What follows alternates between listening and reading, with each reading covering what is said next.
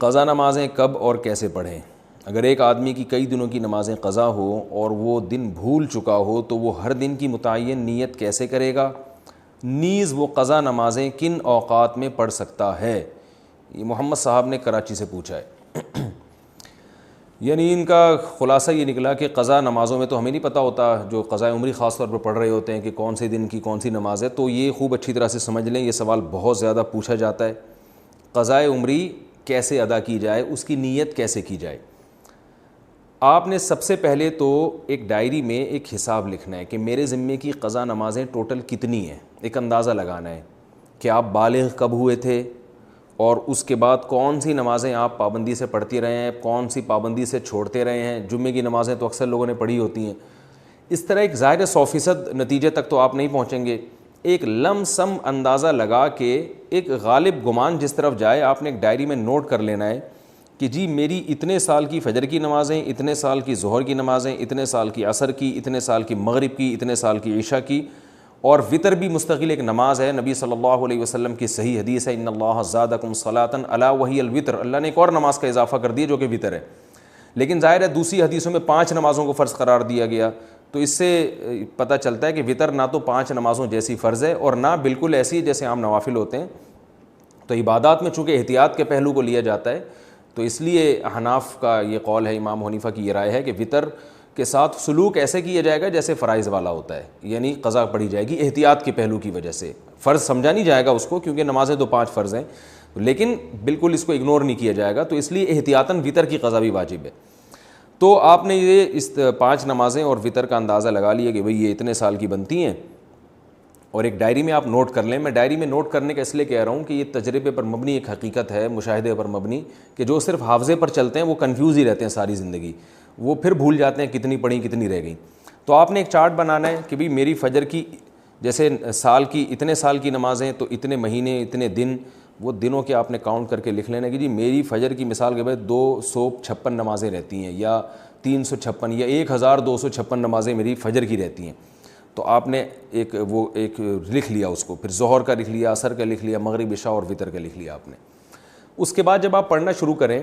تو پڑھنے کے اوقات کیا ہیں کہ جو 3 مکروہ اوقات ہیں، سورج نکلتے وقت، زوال کا وقت جب سورج بالکل سر پر ہوتا ہے،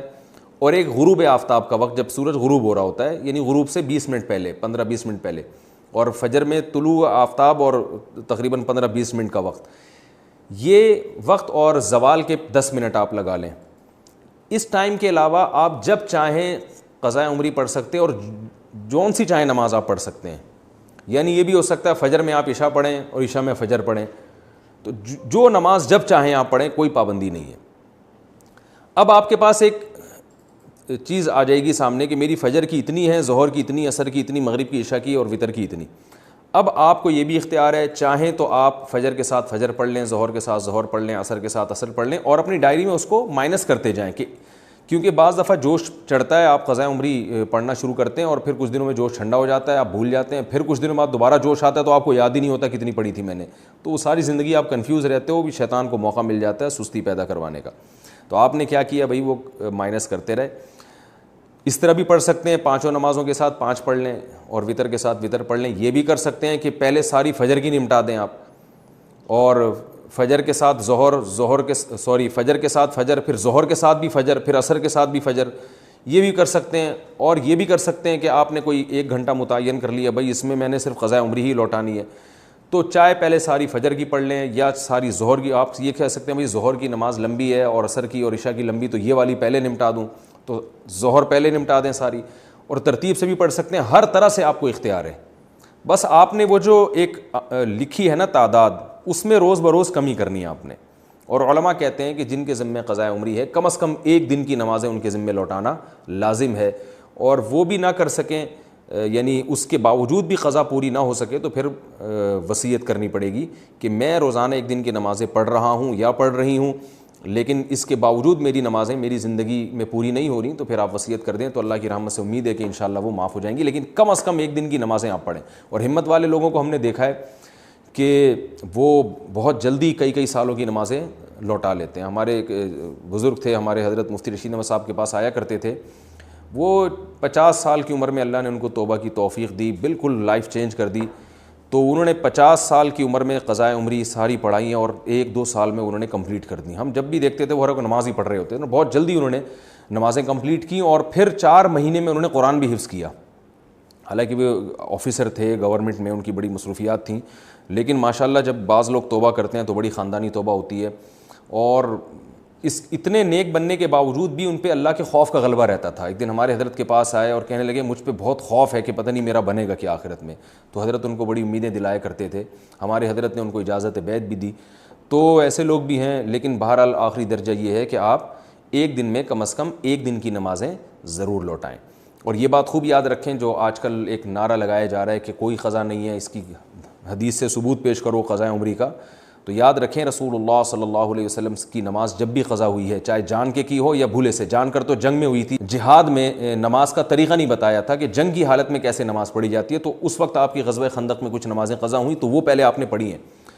تو یہ پوری امت کا اجماعی مسئلہ چلا آ رہا ہے, حتیٰ کہ ابن تیمیہ رحمہ اللہ تعالیٰ جو بعض مسائل میں اجماع امت سے انہوں نے اعراض کیا ہے, ان کا بھی یہی قول ہے کہ نمازوں کی قضا پڑھی جائے گی. تو یہ اب 15ویں صدی میں کچھ لوگوں نے یہ ایک شوشہ چھوڑا ہے کہ جو نمازیں قضا ہوئی ہیں وہ صرف توبہ سے معاف ہو جاتی ہیں, اور وہ کہتے ہیں اس پر کوئی حدیث نہیں ہے. تو بھائی حدیث جو دعویٰ کرتا ہے حدیث اس کے ذمے, نبی صلی اللہ علیہ وسلم نے فرمایا البینۃ علی المدعی والیمین علی من انکر,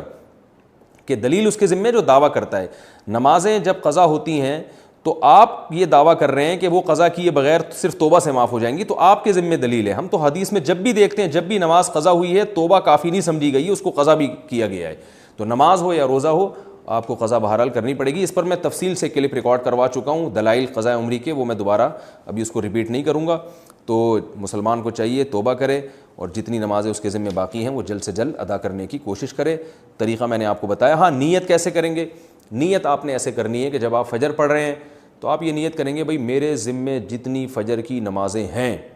ان میں سب سے پہلی نماز پڑھ رہا ہوں. جب دوبارہ فجر آپ پڑھیں گے تو بھی یہی نیت کہ میرے ذمے جتنی فجر کی نمازیں ہیں ان میں سب سے پہلی, کیونکہ جو پڑھ چکے ہیں وہ تو ذمے میں رہی نہیں ہے نا, تو اس لیے وہ خود بخود ساخط ہو گئی آپ کی نیت سے. تو ہر دفعہ ظہر میں بھی یہی نیت کہ میرے ذمے جتنی ظہر کی نمازیں ہیں میں ان میں سب سے پہلی نماز پڑھ رہا ہوں.